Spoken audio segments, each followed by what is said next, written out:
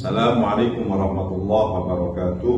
Para mahasiswa yang saya banggakan, alhamdulillah Rasulullah, di pagi hari ini kita bisa memulai kembali pembelajaran, melanjutkan pembelajaran yang telah lewat. Dan kali ini mata kuliah kita, materinya adalah terkait dengan landasan manajemen lembaga pendidikan Islam dalam Al-Quran dan Al-Hadis. Ya. Kemampuan akhir yang diharapkan dari mata kuliah ini, mahasiswa mampu menjelaskan landasan manajemen lembaga pendidikan Islam dalam Al-Quran dan Al-Hadis. Untuk kali ini akan kita kaji terkait dengan petunjuk-petunjuk Al-Quran dan Al-Hadis tentang fungsi manajemen. Sebagaimana dipahami bahwa fungsi-fungsi manajemen meliputi yang pertama, planning sebagai sebuah perangkat keputusan tindakan untuk mencapai hasil yang diinginkan. Ini bisa kita temukan dalam Al-Quran, dalam surat Al-Hasyr ayat 18. Allah berfirman, A'udzubillahi minasyaitonirrajim, ya ayyuhalladzina amanu taqullaha wal tanzur nafsum ma qaddamat lighad wattaqullaha innallaha khabirum bima ta'malun. Hai orang-orang yang beriman, bertakwalah kepada Allah.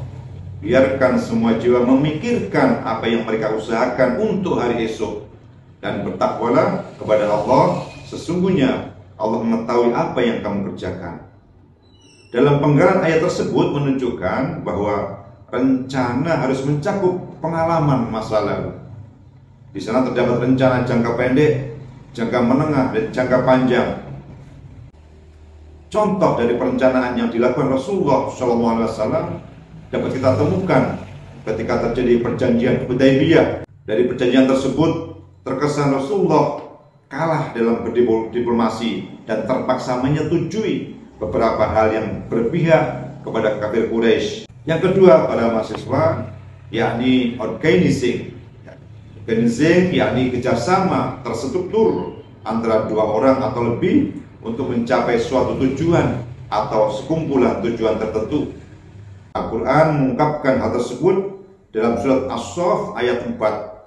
Innallaha yuhibbul ladzina yuqatiluna fi sabilihi shaffan ka'annahum bunyanun marsus. Setelah adanya rencana yang baik, dibutuhkan pula organisasi yang baik.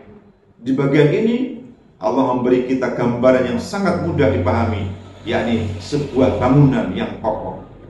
Dari cerita sejarah Nabi Muhammad SAW dalam perang Uhud dapat diketahui suatu tindakan pengorganisasian.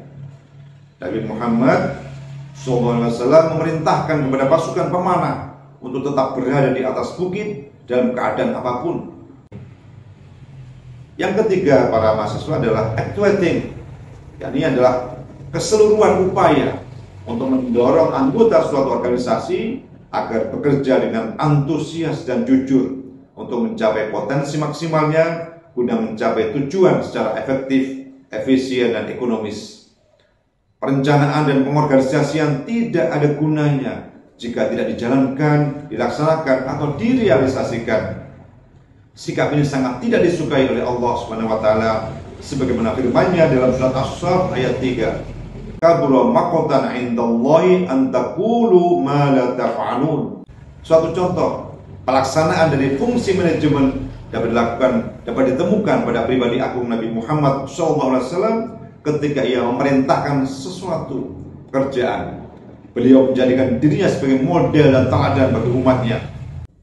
Yang keempat adalah controlling atau pengendalian, adalah suatu evaluasi dan pemantauan yang dilakukan oleh anggota organisasi dan dapat berjalan ke arah yang benar sesuai dengan tujuan organisasi. Kisah Nabi Sulaiman alaihissalam dalam Al-Quran menginspirasi pentingnya mengelola. Kemudian beliau mendengar laporan dari salah satu bawahannya dan berkata, qala sananzuru asadaqta am kunta minal kadhibin. Pengawasan bukan hanya dilakukan oleh manusia, tetapi juga oleh malaikat. Allah memerintahkan kepada malaikat untuk mengawasi orang-orang dan mencatat apa yang mereka lakukan. Contoh pengawasan dari fungsi manajemen dapat dijumpai dalam hadis yang diriwayatkan oleh Imam Bukhari, riwayat Ibnu Abbas. Dari peristiwa di atas, para mahasiswa dapat ditemukan upaya pengawasan Nabi Muhammad SAW terhadap Ibnu Abbas yang melakukan kesalahan karena berdiri di sisi kiri beliau saat menjadi makmum dalam sholat bersama beliau. Dalam melakukan pengawasan, beliau langsung memberi arahan dan bimbingan yang benar. Demikianlah mahasiswa sekalian, materi kita di hari ini semoga bermanfaat bagi kita semuanya. Terima kasih atas perhatiannya. Kita akhiri. Assalamualaikum warahmatullahi wabarakatuh.